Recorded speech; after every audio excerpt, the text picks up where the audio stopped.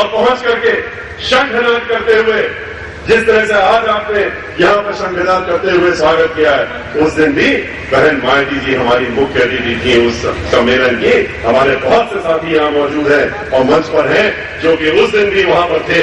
उस दिन ब्राह्मण समाज के लोगों ने शंखनाद करते हुए उनका स्वागत किया। और जिस तरीके से आज हमको गणेश जी की प्रतिमा दे करके आपने हमको भगवान श्री गणेश जी का आशीर्वाद दिलाया है, उसी तरीके से उस दिन हमने बहन मायावती जी को भी समूचे ब्राह्मण समाज की तरफ से गणेश जी की प्रतिमा दी थी। लेकिन बहन मायावती जी ने उस दिन उन्होंने गणेश जी की प्रतिमा को हाथ में लेकर के वो सीधे माइक पर पहुंच गए और माइक पर पहुंच करके मैं समझ नहीं पा रहा था कि क्या हो गया। वो गणेश जी की प्रतिमा को लेकर के हाथों में लेकर के और सीधे माइक पर पहुंच गई और पहुंच करके उन्होंने जो अपने पहले शब्द कहे थे वो थे कि हाथी नहीं गणेश है, ब्रह्मा विष्णु महेश है।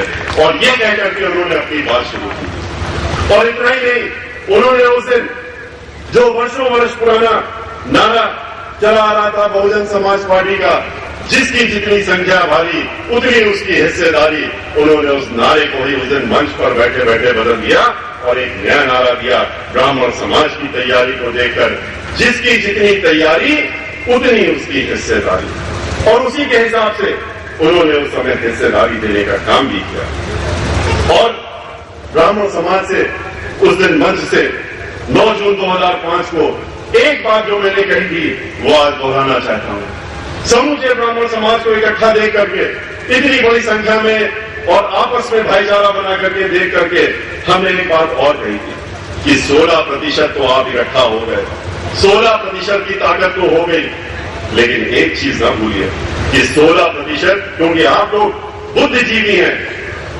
और हमेशा कहा जाता है कि ब्राह्मण समाज हर काम करने के पहले अपनी बुद्धि का इस्तेमाल करता है और फिर आगे बढ़ता है। तो अगर ये है और ये सही है तो अपनी बुद्धि का इस्तेमाल करिए और इसको समझिए कि 16% से आप एक भी सीट नहीं जीत सकते। अगर ये सोचने लगे कि अब तो हम 16% हो गए, अब तो हम पूरे प्रदेश की 80 सीटें लोकसभा की और 400 सीटें 7 सीटें हम विधानसभा की जीत सकते हैं, ऐसा नहीं है। क्योंकि 16% से एक भी सीट नहीं जीती जा सकती। सीट जीतने के लिए आपको लगभग 30 से 32% वोट चाहिए होता है, तब आप कोई सीट जीत सकते हैं। इसलिए इस बात को ध्यान में रखते हुए आपको यह सोचना पड़ेगा कि आपको अकेले इकट्ठा होने से काम नहीं बनेगा। आपको अपनी